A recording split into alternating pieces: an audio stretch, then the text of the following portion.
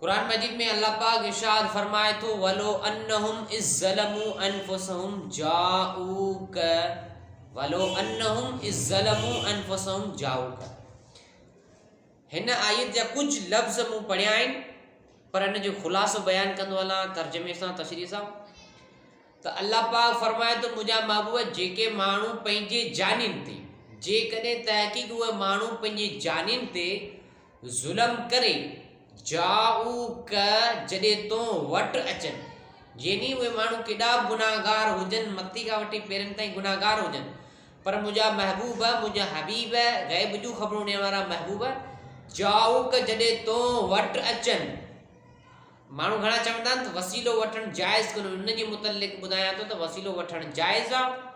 जीअं हज़रत आदम अलैहिस्सलाम जी दुआ क़बूल थी, आदम अलैहिस्सलाम चयो या अल्लाह जेको तुंहिंजे नाले सां गॾु नालो लिखियो पिया मुहम्मद सल्लल्लाहु अलैहि वसल्लम, उन जे सदके मूंखे माफ़ कर, यानी हज़रत आदम अलैहिस्सलाम खे माफ़ी मिली।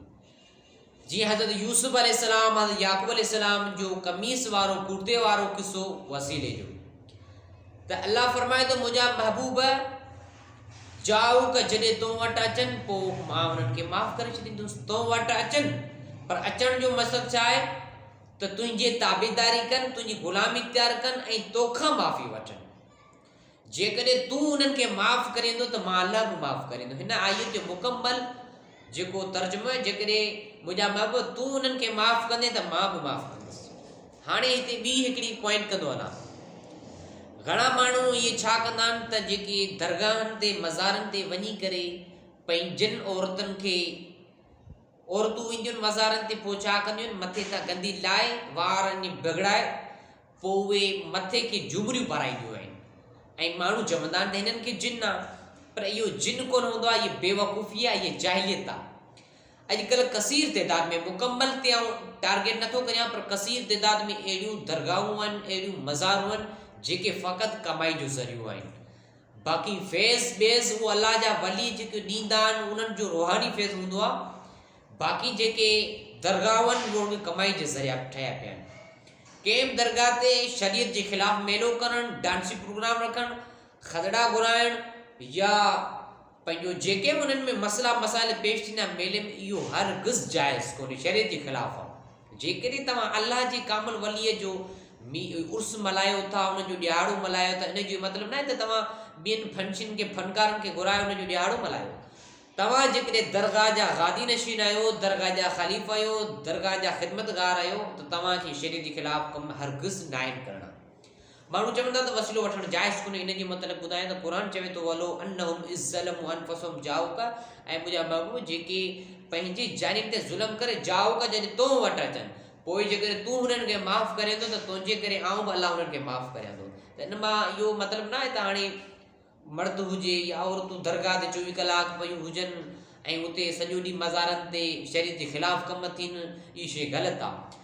दरगाह मज़ार ते माण्हू वञे थो, मर्द जे लाइ त जाइज़ आहे, औरत जे लाइ त किन जो उलमा जो चवणु आहे त जाइज़ आहे, पर परे खां वञी करे दुआ घुरी पोइ हली वञे। बाक़ी दरगाह ते हथ टच करणु या चुमी ॾियणु दरगाह खे, या पेरांदी जेके अॼुकल्ह रवाजी ॿाहिराड़ी जी जाहिलियत वारियूं रस्मूं करणु, इहो बिल्कुलु शरीयत जे ख़िलाफ़ु आहे, जाइज़ ई कोन्हे। छो असां मुस्लमान आहियूं, असां जाहिलियत जे तरफ़ न वञूं। जेकॾहिं मेला मलाखड़ा दरगाहनि ते मल्हाइणु जाइज़ आहिनि, त पोइ दरगाहनि ते तव्हां हीअ छो था चओ त दरगाहनि ते औरतूं अचनि, दरगाह ते फैज़ वठनि, दरगाह ते फ़लाणो हीअ शइ आहे, फ़लाणो हीअ बुज़ुर्ग आहे। हाणे त हथ टोकियूं मज़ारूं घड़ियूं निकिरी वयूं आहिनि। छो कमाई जो ज़रियो, उहा दुकानदारी हले कोन थी। दरगाहनि ते जेकॾहिं हिकु ॿ पढ़ विझंदासीं, उन्हनि पढ़नि ते ॿ टे पैसा रखिया, उहे पैसा वेंदा खीसे में, कमाई जो ज़रियो ॿियो कुझु कोन्हे। जेकॾहिं दरगाहनि खे तव्हां सही नमूने सां हलाइण जी कोशिशि कंदा त दरगाहनि ते फैज़ हलंदो रहंदो। अल्लाह जा वली जेके उन्हनि अल्लाह खे राज़ी कयो, वल्लज़ीन यबीतून लिरब्बिहिम सुजदन व क़ियामा, उन्हनि रब खे राज़ी कयो, रब जी इबादत कई, त उन्हनि खे जेको अॼु पंहिंजे मज़ार में ज़िंदा आहिनि, उन्हनि जा इनकारी न आहियूं। उन्हनि जे दरगाहनि ते अॼु फैज़ आहे, मिलंदो, जारी सारी रहंदो, कॾहिं बि कोन खुटंदो।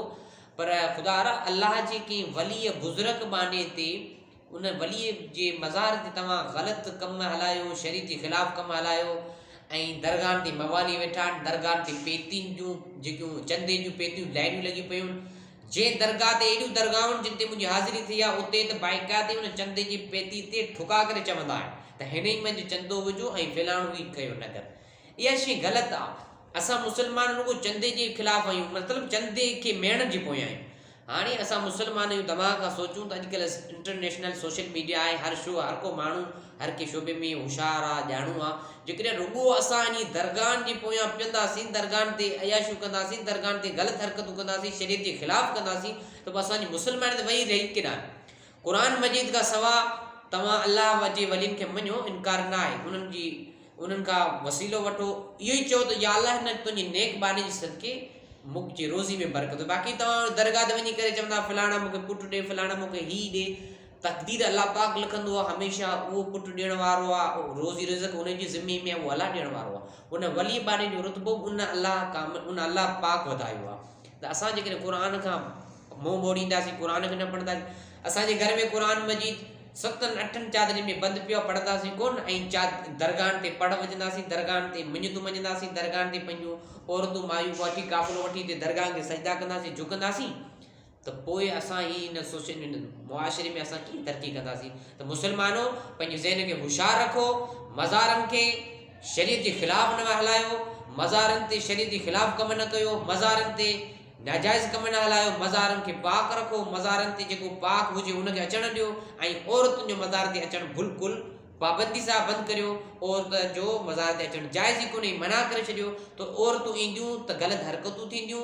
अॼुकल्ह उहो दौर ई कोन्हे जो औरत जी मर्द औरत जी इज़त करे। अॼुकल्ह मुआशिरो तमामु ख़राबु थी वियो आहे। अलाह से सभिनी मुस्लमान खे हिदायत था फ़रमाए, मज़ारनि जो ख़ासि करे ख़्यालु करियो, मज़ारनि ते बेहुरमती न करियो। अलाह से सभिनी मुस्लमाननि खे हिदायत था फ़रमाए, वमा अलैना इल्लल बलाग।